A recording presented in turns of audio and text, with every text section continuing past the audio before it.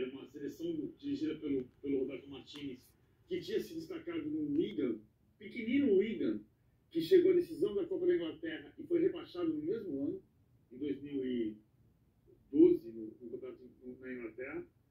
E a gente via a França... Um técnico espanhol e um assistente técnico francês, Thierry Henry, nosso carrasco da Copa de 2006. Verdade.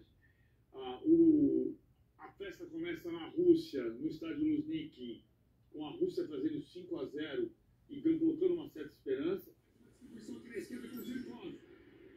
O cruzamento na cima da cabeça.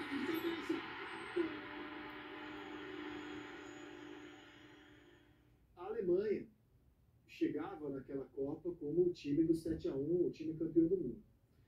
Ela perde do México na estreia, mas jogando bem. Então, assim, a sensação era de que, foi um acidente, ela vai se recuperar.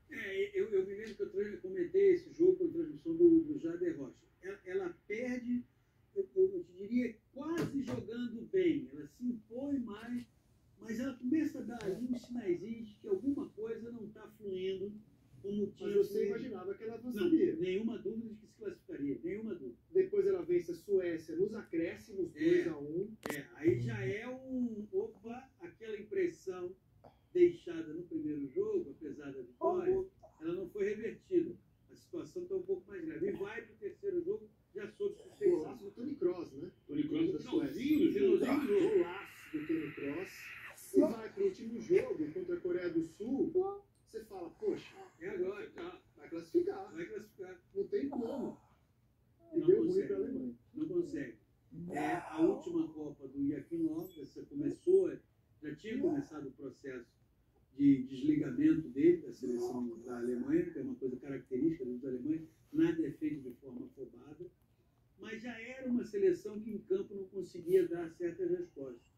Um dos jogadores que, assim, a queda dele ficou muito evidente foi o Ozil, jogador que teve sempre uma relevância no meio de campo da seleção alemã, mas nessa Copa, e quando veio a eliminação para a Coreia, ela não provoca um cataclismo na Alemanha, porque a Alemanha não é chegada a cataclismos no futebol, mas ela provoca uma perplexidade. O gol do som, né? O som. A Coreia do Sul. 2-0 Coreia do Sul. O Gon faz 1-0 para a Coreia do Sul e Son faz 2-0 para a Coreia do Sul.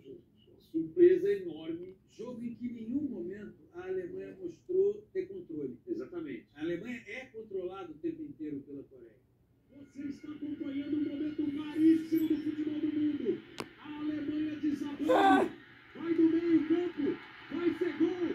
Eu acho que se o Son pegar a bola é impedimento. Se não é o segundo. É o segundo. É o segundo.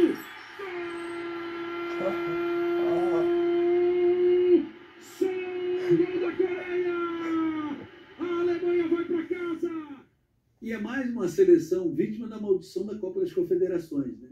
Porque um ano antes, em São Petersburgo, a Alemanha, não com o time que disputou a Copa do Mundo, mas com uma seleção que tinha o Kimmich como seu principal jogador, ganhou a Copa das Confederações. Kimmich, Timo Werner, mas era um outro time. Era um outro time, era o Time de garoto. Porque exatamente dentro do projeto alemão, a Copa das Confederações era uma Copa para você observar alguns jogadores. E foi a última edição disputada de Copa das Confederações. Isso. E aí a Alemanha foi campeã, e, no entanto, um ano depois, na mesma Rússia, sai precocemente da competição. 3 Copas seguidas com o campeão caindo na primeira fase. A Itália é eliminada em 2010 na primeira fase, a Espanha em 14 e a Alemanha em 18. A Alemanha não caía na primeira fase desde 1938. Se cuida a França no Catar, hein? Essa maldição da primeira fase aí para os campeões. Difícil. Uma grande decepção da primeira fase foi a gente não ter o Mohamed Salah inteiro.